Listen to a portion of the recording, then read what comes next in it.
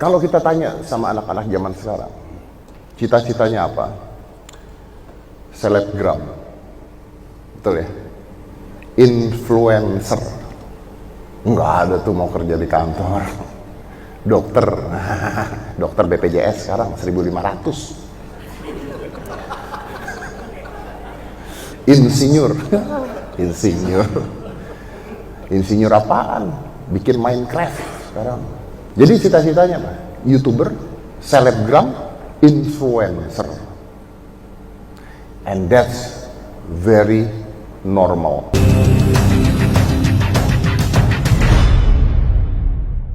Pendapatan saya dari YouTube, Anda bisa cek. Jadi YouTube tuh kebuka. Anda cek socialblade.com, Deddy Corbuzier. Keluar hasil pendapatan saya dari YouTube. Minimal juta. Oh, beneran dicari loh sekarang? Enggak ya? Oh, sekarang beneran dicari. Itu belum termasuk dengan endorser yang masuk.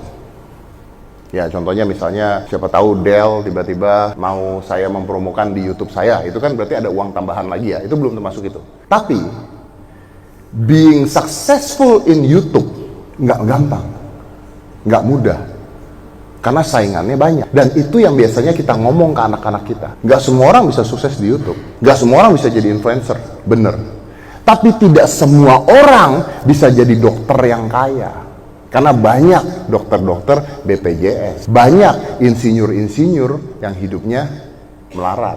Banyak orang-orang S2 yang sekarang kerjanya adalah supir Uber. Karena lapangan pekerjaan kita semakin lama semakin dikit. Jadi, chancesnya sama menurut saya. Hanya saja, di zaman kita tidak melihat bahwa YouTube itu pekerjaan. Social influencer itu pekerjaan. Kita nggak lihat.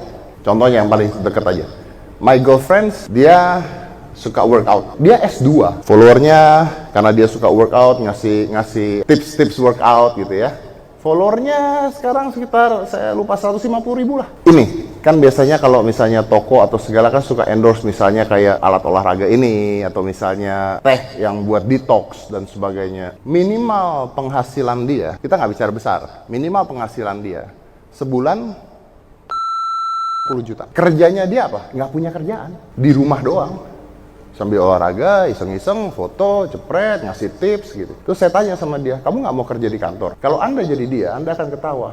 Gila, gue S2 kerja di kantor, berapa gaji gue, mending gue begini. Which is true. Gini, saya punya anak usia 12 tahun, namanya Aska, mungkin kalian tahu. Aska ini dyslexic, sama seperti saya. Kita punya kelainan di saraf otak yang tidak bisa fokus ke satu titik. Aska juga punya kelainan seperti itu. Namun, anak saya saat ini juara 1 di kelas dan di sekolah. Jadi, ya udahlah, kita bicara knowledge-nya dia bagus. Anak saya pelajaran Mandarinnya cek. Kayaknya saya diusir pulang ya. Oke. Anak saya pelajaran Mandarinnya jelek. Sangat jelek. Karena dia juara, maka dia stres karena pelajaran Mandarinnya jelek. Dan ketika dia stres, saya marahin anak saya. Kenapa kamu harus stres? Ya karena kalau misalnya, because if I don't do this, I will not be number 1 again in the school. Dan saya nanya, siapa yang minta kamu jadi nomor 1 di sekolah tuh siapa? Buat papa, yang penting naik kelas doang. Nggak perlu jadi nomor 1. Itu juga naik kelas tuh bukan gara-gara papa pengen kamu pinter, enggak. Soalnya kalau kamu nggak naik kelas, papa bayar lagi. Itu doang. Yang penting naik aja. Udah gitu doang. Udah penting naik. Udah. Banyak orang tua yang salah. Salahnya begini, kalau seandainya Anda punya anak menggambar di sekolah pinter, tapi matematikanya jeblok. Zaman saya dulu, ini kejadian di hidup saya, matematika saya jelek, menggambar saya bagus. Saya dimarahin sama orang tua saya, sama ibu saya. Kalau ayah saya nggak pernah marah saya jelek, saya nggak naik kelas 2 kali anyway. Itu bukan sesuatu yang membanggakan, tapi menarik untuk diceritakan. Ibu saya memanggil guru les matematika untuk ke rumah, ngajarin saya matematika. Apa yang terjadi? Yang terjadi adalah matematika saya yang tadi nilainya 4, setelah panggil guru les, jadi 5,5. Tapi seni menggambar saya nggak naik-naik. Akhirnya saya punya pola pikir yang berbeda. Kalau seandainya Anda punya anak dan anak Anda jelek di satu bidang pelajaran, bagus di satu bidang pelajaran, yang harusnya dilesin yang bagus. Misalnya saya punya anak, Mandarinnya jelek, dia olahraga bagus. Yang saya lakukan sekarang adalah saya memanggil les ke rumah, martial art, bahasa Mandarinnya saya buang. Anak saya bingung, ini nggak apa-apa? Saya bilang nggak apa-apa. Kenapa papa harus konsentrasi ke kamu punya yang jelek? Kenapa nggak papa dukung kamu yang bagus? Saya berpikir kalau dulu saya menggambar bagus, matematika saya jelek, dan orang tua saya mendukung, ngasih saya les gambar, mungkin saya sekarang jadi pelukis terkenal. Tapi saya nggak jadi pelukis terkenal gara-gara gue dilesin matematika. Kan PA orang tua gue waktu itu kan. Kalau seandainya bahasa Indonesia Anda bagus, matematika Anda jelek, panggil guru sastra. Ajarin bahasa Indonesia anak Anda. Anak Anda akan jadi novelis terkenal. Dibandingkan jadi novelis kagak. Matematika juga gak bagus-bagus banget. Terus mau apa? Sekolah itu mengajarkan kita jadi bodoh. Karena semua harus bagus di sekolah itu. Gurunya aja ada 5, 6, 7. Matematika gurunya beda, bahasa Indonesia beda, agama beda, IPA beda, IPS beda. Anak kita harus bisa semuanya. Kalau mau adil, gurunya 1. Ayo ajarin semuanya. Gurunya aja nggak bisa ngajarin semuanya. Tapi ngarepin anak kita bisa semuanya. Itu udah nggak masuk akal. Nah, balik lagi menjawab pertanyaan Anda. Saya membebaskan anak saya untuk jadi apa aja. Dia sama dengannya. Dia pengen jadi YouTuber. Dan nggak saya bantu. Saya tuh bukan selebriti yang jualan anak. Kalau Anda lihat kan banyak selebriti yang anaknya dijualin endorse. Bikin video bareng sama anaknya. Acara TV sama anaknya. Saya enggak. Anak saya biarin jalan sendiri. Dia bikin YouTube sendiri. Percaya apa nggak? Dia bikin YouTube dari usia 6 tahun. Anda lihat aja Aska Corbuzier. Dari dia masih bodoh-bodoh gitu bikin YouTube sampai sekarang. Penghasilan anak saya sekarang yang usianya 12 tahun, minimal juta dari YouTube. Tapi kan kita tidak bicara penghasilan kan? Kita bicara tentang knowledge dan pendidikan. Kan intinya itu kan. Kalau saya jadi Anda, saya sederhana. Ya udah gini. Kamu mau jadi YouTuber, kamu mau jadi selebgram, yuk buat. Tapi tetap sekolah. Nggak usah ngotot dinilai pelajaran. Yang penting kamu sekolah aja. Karena nggak ada gunanya juga ngafalin nama gubernur.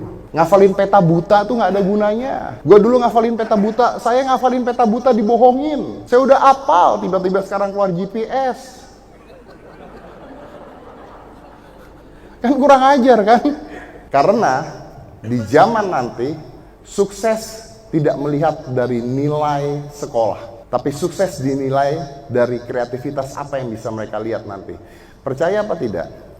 Google sama Apple sekarang, termasuk saya, kalau saya nerima pegawai, saya selalu bilang kalau Anda mau kerja sama saya, jangan anggap Anda kerja. Anda anggap Anda belajar. Itu yang saya bilang.